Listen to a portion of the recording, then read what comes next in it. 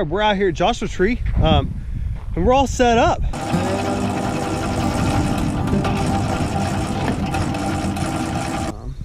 All right, I have no idea what I'm doing out here, dry camping. So,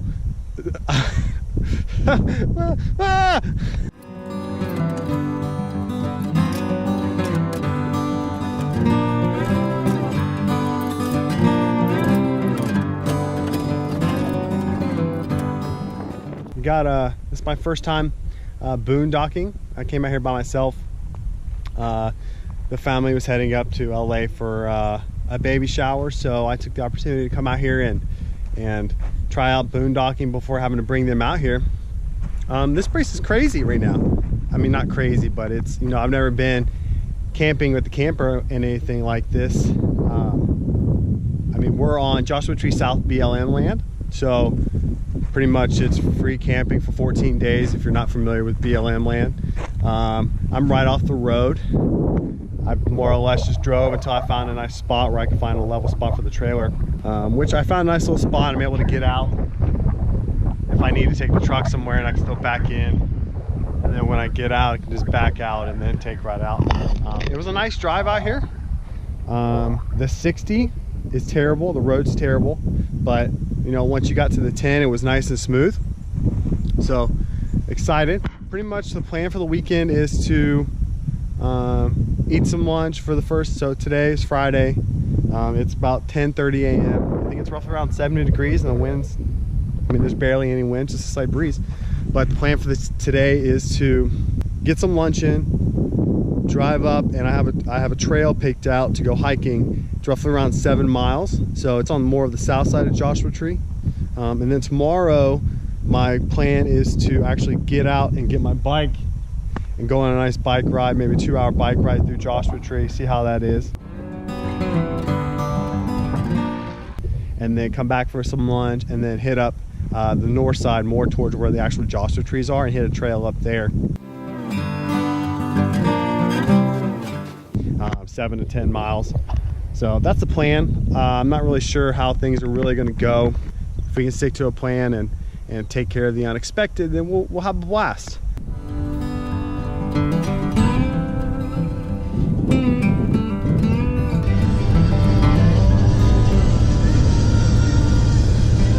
There's a small parking lot up here, but as you can see, we had to turn around and come back down the road. You know, I was actually driving up here. You know, what's funny is this is actually the first time that I believe I've gone hiking in probably 30 years.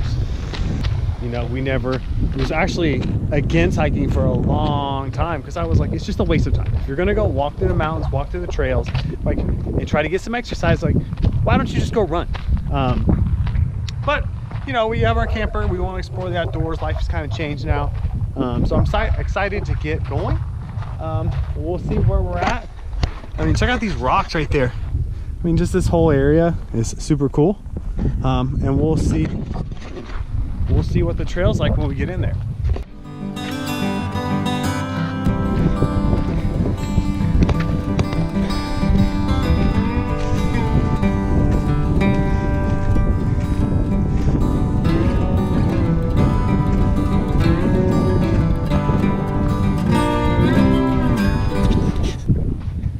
So just for timestamp, I started this hike around 11:35 a.m. Once you get about half a mile in, a lot the people kind of disperse. Everybody's back there checking out the vegetation, the super bloom. I mean, it's super colorful out here because of all the rain we've gotten in California.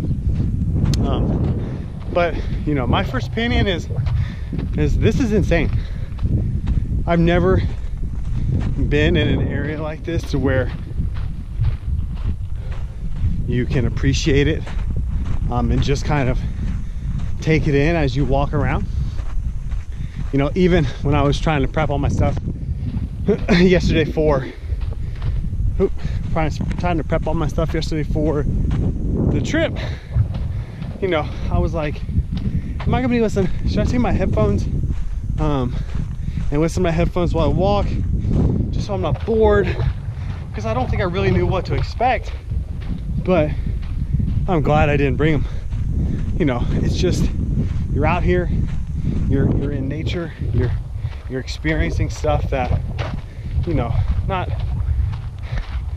a lot of people get to see, but you know, only a select few that actually make the trip out here can actually appreciate something like this and take the time to, you know, hike into the national park and whatnot. So I'll keep you updated of how things go. Apparently there's mile markers along the trail, so when I hit a mile marker, we'll do a quick update and go from there.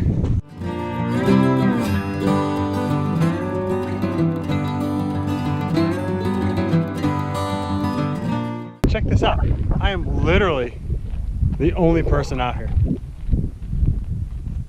just in this huge oasis, all to myself right now. All to myself. One, look at this.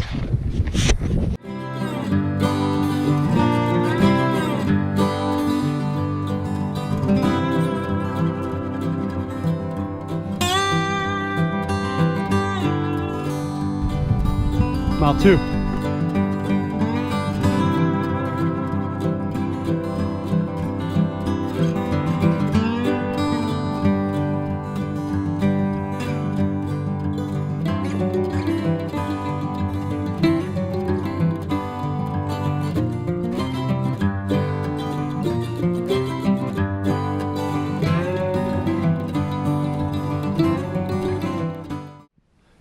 So I don't know what happened to mile marker 3 or 4. Apparently they're not on the path, but I'm pretty sure I'm at the end of the trail. I'm at Lost Palms Canyon. As you can see, all the palm trees down in the canyon is why they call it Lost Palms Canyon, and the canyon continues all the way back up there. I think I'm at a good turning point though. I've probably gone about 4 miles. I was averaging about 20 minutes a mile. And obviously it goes a little bit slower when you're stopping to videotape and record stuff and whatnot. But on the way back, I think what I'm gonna do is just pack up the camera, get some water in me, and actually try to charge through it and see how fast I can make it back, and get a nice little hike in and whatnot. So I'll catch up to you when I'm back and when I'm done. We just finished Lost Palms Oasis, or Lost Palms Canyon Trail. It was a nice little hike. I think it's almost 8 miles if you go all the way back into the canyon. It wasn't too difficult. You know, the first mile or two were fairly easy, and then mile 3 and 4 were where it got kind of rocky and you're going up and down a lot of hillsides and whatnot. But overall, it was a good experience. You know, it was my first hike through Joshua Tree. I would definitely recommend it as a south side Joshua Tree hike. I think overall it took me 2 hours and 20 minutes. So not a lot of time. So we have a lot of time left in the day, which is cool, because now I can go check out the Cottonwood Visitor Center, which is right here. And then I can go scout out and see if how it would be if I were to take a bike ride up tomorrow morning. So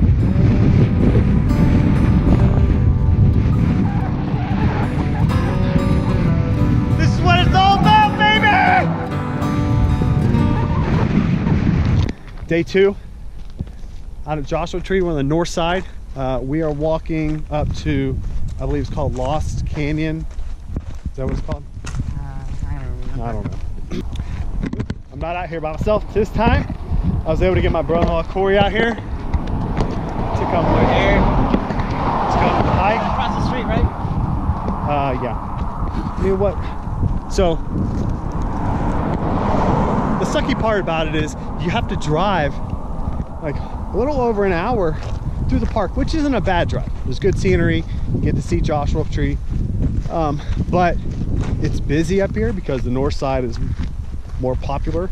So the road leading down to this trail that we're going to go out to is closed. So the only place you can park is in the paved pull-out spaces, which are very few and far between, and you're lucky to which we were lucky to find a space where we could park. So that's kind of crappy, and you kind of have to be prepared for that. But if you can get up here and you can, A weekday would be bad.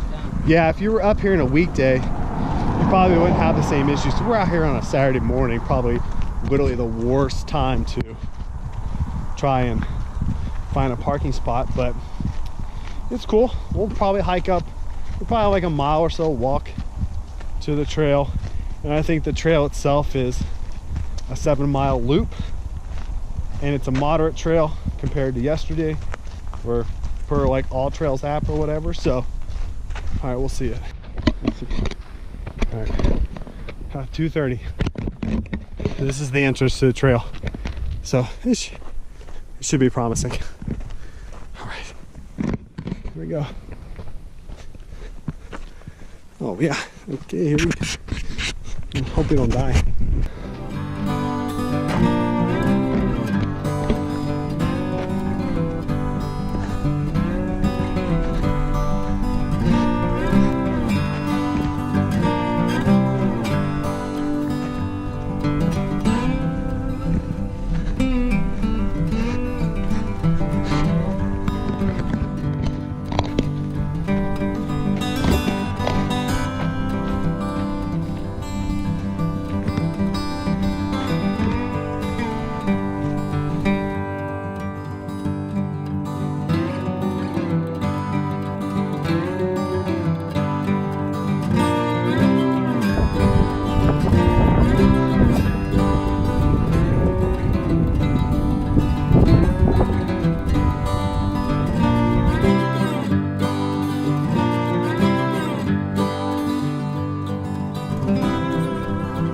Bunny?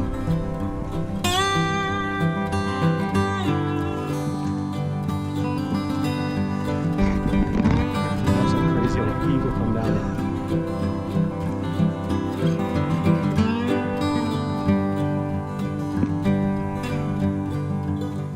We made it. I didn't want to turn and go back once. At the halfway point, Corey literally stopped and said, "Josh, I gotta turn around." But then we realized that we were halfway through, because we confirmed it was a loop trail thanks to the All Trails app. But the second half of the trail is 100 times more easier than the first half.